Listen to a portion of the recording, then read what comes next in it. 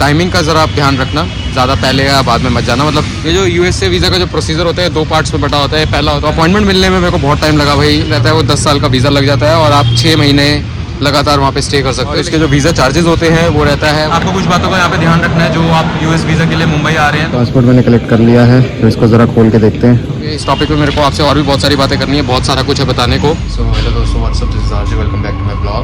तो आज मैं जा रहा हूँ मुंबई एक वीज़ा अपॉइंटमेंट के लिए।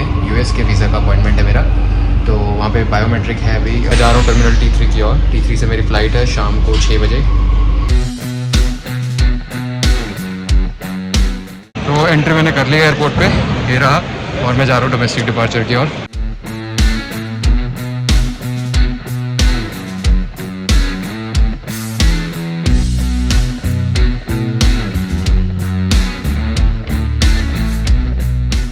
लॉन्च एक्सेस करके अब मेरा हो गया बोर्डिंग टाइम। मेरा बोर्डिंग गेट जो है वो है 39B।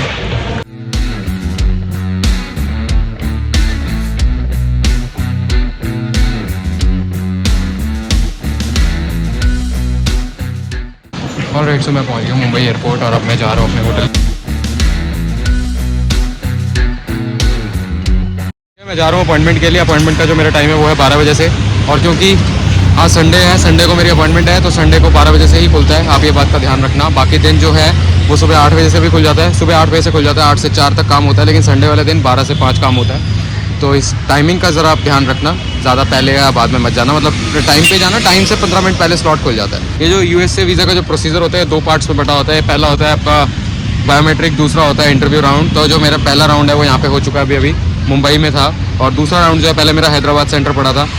तो हैदराबाद फिर अगेन दोबारा से ट्रैवलिंग कॉस्ट बहुत ज़्यादा, लेकिन अभी रीशेड्यूल करके उसको दिल्ली कर लिया है फाइनली। तो अपॉइंटमेंट मिलने में मेरे को बहुत टाइम लगा भाई, अराउंड 20-25 दिन लग गए, और मेरे को अपॉइंटमेंट ही नहीं मिल रही थी। तो अब फाइनली अपॉइंटमेंट मिल गई थी यहाँ की, और फिर उसके बाद मैंने यहाँ का मेरा काम डन हो चुका है। अब मैं वापस जाऊँगा दिल्ली, और दिल्ली की वो अपॉइंटमेंट है मेरी 5 दिन बाद की। उसके बाद मेरा है इंटरव्यू राउंड, और इंटरव्यू अगर बढ़िया गया तो भाई वीज़ा आ जाएगा अपना, और आप लोगों को भी बता दूंगा मैं कि वीज़ा आ गया है या नहीं आया है, अपडेट मिल जाएगी।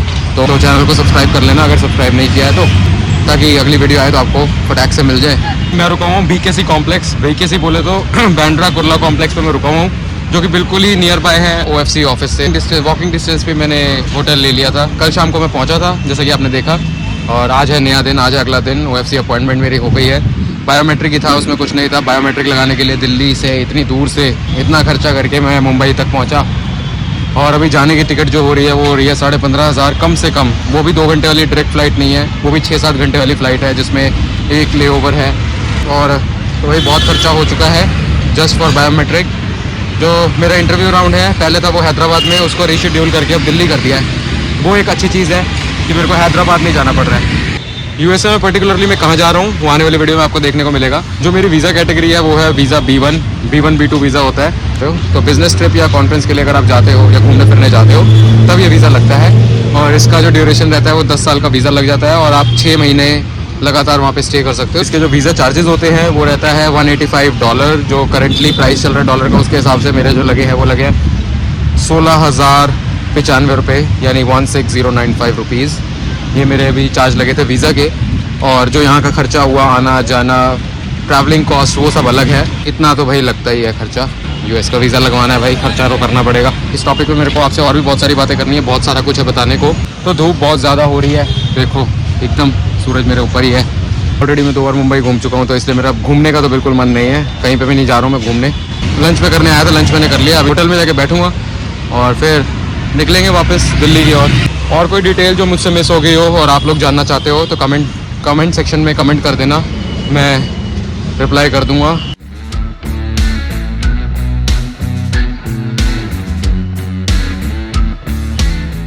ऑलराइट, सो आप सोच रहे होगे मैं एकदम से स्टेशन पे कैसे पहुंचा। तो मैं हूं बांद्रा रेलवे स्टेशन पे। वो कहानी कुछ इस तरह से है कि भाई मेरे को अभी आना था एकदम से, मैंने टिकट तो करानी रखी थी तो वापसी आने की, क्योंकि इससे पहले जो मेरी अपॉइंटमेंट थी वो थी हैदराबाद में, उसको रीशेड्यूल करके अब दिल्ली किया है। इंटरव्यू वाला जो सेकंड राउंड है उसको दिल्ली में किया है। हाँ, तो मेरे को पता नहीं था कि हैदराबाद जाना है या रीशेड्यूल हो जाएगा, और रीशेड्यूल हो चुका है, अब वो दिल्ली में हो चुका है सेकंड राउंड। तो इसलिए अब मैं हैदराबाद जाने का प्लान कैंसिल हो चुका है। अब मैं मुंबई से डायरेक्ट दिल्ली जा रहा हूँ। तो दिल्ली जाने के लिए जो फ़्लाइट की टिकट थी मुंबई टू दिल्ली वो बहुत ज़्यादा कॉस्टली थी, तो मैं सोचा भाई ट्रेन से ही चलते हैं फिर। और फर्स्ट AC मैंने बुक कर लिया, और फर्स्ट एसी जो है जब मैंने बुक किया था वो वेटिंग लिस्ट 5 दिखा रहा था और फाइनली अब वो कंफर्म हो गया है, तो फटाफट मैं रेडी होके आ चुका हूँ। कोई उम्मीद नहीं थी कब जाने का, वापस समझ नहीं आ रहा था, लेकिन अब कंफर्म हो गया तो मैं आ चुका हूँ। रेलवे स्टेशन ये है, बांद्रा रेलवे स्टेशन है। तो कल रात को मैं यहाँ पे पहुँचा था मुंबई में और आज रात यानी 24 घंटे होने से पहले ही मैं वापस जा रहा हूँ। आपको कुछ बातों का यहाँ पे ध्यान रखना है जो आप यूएस वीज़ा के लिए मुंबई आ रहे हैं। तो एक तो रिजर्वेशन का थोड़ा ध्यान रखना भाई, टिकट्स जो है एंड मोमेंट पे बहुत ज़्यादा महंगी हो जाती हैं। दूसरा, आपको ट्रेन की टिकट्स भी इतनी आसानी से तो नहीं मिलने वाली हैं। और तीसरा कि अगर आप OFC के लिए आ रहे हो तो OFC जो है, अगर आप संडे को आ रहे हो, स्पेशली संडे जो है वो 12 से 5 काम होता है। 11:30 बजे ये स्टार्ट कर देते हैं लाइन लगाना और एंट्री देना, लेकिन उससे पहले नहीं। अगर आप वीकडेज पे आ रहे हो तो सुबह 8 से 4 बजे तक काम होता है। सुबह 8 बजे से स्टार्ट हो जाता है। तो फ़ोन अलाउड नहीं है, वो लोग चार्ज करते हैं फ़ोन रखने का, बैग रखने का। बैग्स, फ़ोन्स कुछ अलाउड नहीं है। आप एक ट्रांसपेरेंट अपना फोल्डर लेके जा सकते हो, उस पर कागज़ लेके जा सकते हो। आपको चाहिए क्या क्या बायोमेट्रिक के लिए? आपका पासपोर्ट चाहिए एक तो आपको, दूसरा आपको अपॉइंटमेंट लेटर चाहिए, तो तीसरा आपको चाहिए कंफर्मेशन जिसमें बारकोड लगा होता है। ये 3 चीज़ें आपको चाहिए, तो आपको एंट्री मिल जाएगा और आप बायोमेट्रिक्स करा सकते हैं। बायोमेट्रिक्स में कुछ नहीं है, फिंगर्स, थम्स, फ़ोटो आपका खींचेगा। तो ये बस यही प्रोसीजर है इसका। और कुछ भी अगर आपको डाउट्स हो तो आप पूछ सकते हो। बाकी जो है मैं आपको बताऊंगा इंटरव्यू के बाद मेरा इंटरव्यू का एक्सपीरियंस कैसा रहा। मेरा जो इंटरव्यू राउंड है वो आज से 5 दिन बाद है। तो इंटरव्यू राउंड के बाद जो है वो या तो पासपोर्ट रख लेंगे अगर उन्होंने वीज़ा देना होगा, अगर रिजेक्ट करना होगा तो आपको कहेंगे पासपोर्ट साथ में ले जाओ। सो हेलो दोस्तों, ये है अगला दिन। मैं पहुंचने वाला हूँ शिवाजी स्टेडियम कनॉट प्लेस अपना वीज़ा कलेक्ट करने के लिए। मैसेज आ गया था, कल आ गया था मैसेज 3:20 पे कि आप वीज़ा कलेक्ट कर सकते हो। तो कल मैं 4:30 पौने 5 करीब यहाँ पे पहुँचा था। तो ये कहते हैं कि 4 बजे तक ही खुलता है भाई। 3:20 पे मैसेज करके कहते 4 बजे तक खुलता है, तो कल आना। तो फिर मैं आज आया हूँ।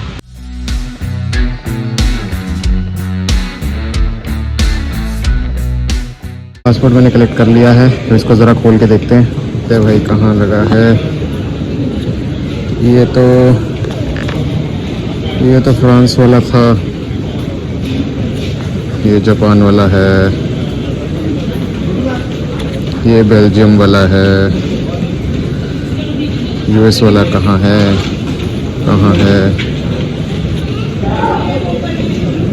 कोई लगा ही नहीं कि कहाँ गया, मिल ही नहीं रहा। ओ ये रहा। तो अपना वीज़ा हो गया है। फाइनली मैंने पासपोर्ट कलेक्ट कर लिया है और वीज़ा मेरा लग गया है। 10 साल का वीज़ा लगा है, 10 साल का US वीज़ा भाई। 2035 तक मेरा वीज़ा लगा है। जितना मेहनत की, जितना प्रोसेस में गया मैं, आप देख सकते हो कि ये मेरा बिल्कुल पड़ोस में है। 15 मिनट का रास्ता है मेरे घर से ये शिवाजी स्टेडियम का और ये वाले VFS सेंटर का। लेकिन मेरे को मुंबई जाना पड़ा अपॉइंटमेंट के चक्कर में, बायोमेट्रिक्स के चक्कर में। हालांकि मेरा इंटरव्यू यहीं था। वो इतनी दूर मुंबई जाना पड़ा, इतना ज़्यादा खर्चा भी हो गया, प्लस टाइम भी लग गया। बट कोई बात नहीं, at the end of the day कि अगर वीज़ा लग गया है तो सब वसूल है, कोई दिक्कत नहीं है। खर्चा हो गया तो कोई बात नहीं, लेकिन वीज़ा लगना चाहिए था और वीज़ा लग चुका है 10 साल का। अब अपन चलेंगे US। तो मेरा जो नेक्स्ट ट्रिप होने वाला है वो US में होने वाला है, लेकिन कहाँ होने वाला है ये भी मैं आपको बताऊँगा। ठीक है, तो ठीक है। आई होप आपने यहाँ तक अगर पूरा वीडियो देख लिया, आपको अच्छा लगा, आपके कोई क्वेरीज है कमेंट में लिख सकते हो। वीडियो अच्छा लगा तो वीडियो को लाइक कर देना, चैनल पर नए हो सब्सक्राइब कर लो। मिलते हैं आपसे ऐसी बढ़िया वीडियो में, तब तक के लिए बाय बाय।